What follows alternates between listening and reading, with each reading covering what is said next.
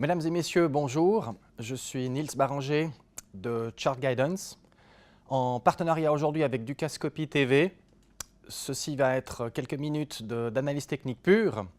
Le sujet du jour va être la paire de devises euro contre dollar.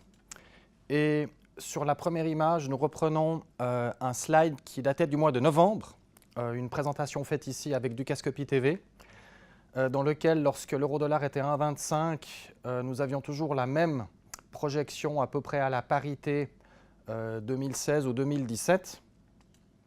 Sur cette seconde image, qui est une mise à jour récente de l'euro-dollar, ce que nous voyons, évidemment, c'est que la tendance est effectivement à la baisse, que les indicateurs ici, qui sont des momentum de surface et momentum de fond, ont encore un plancher à faire dans les prochains 12 à 24 mois.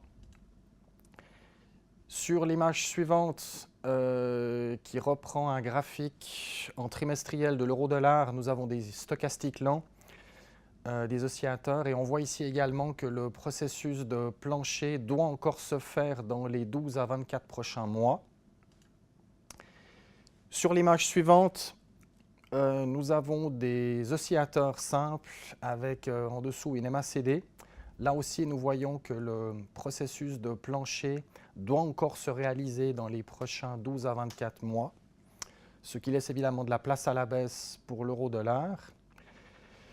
Sur ce graphique, nous avons le directionnel et ses composantes, la variation pression acheteuse, pression vendeuse.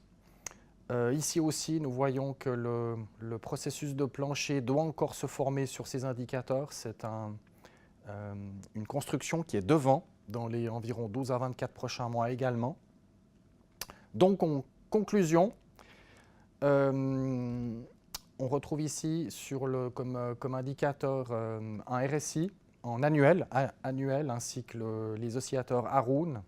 Et on voit qu'en fait, le processus de bottom de l'euro-dollar va se faire soit en 2016, soit en 2017, classiquement à 0,98, qui est la projection exacte, ou alors un peu plus bas, 0,80, 0,85. Ceci est la conclusion du jour. Merci de nous avoir suivis. C'était Niels Baranger de Chart Guidance en partenariat avec Dukascopy TV. Merci beaucoup.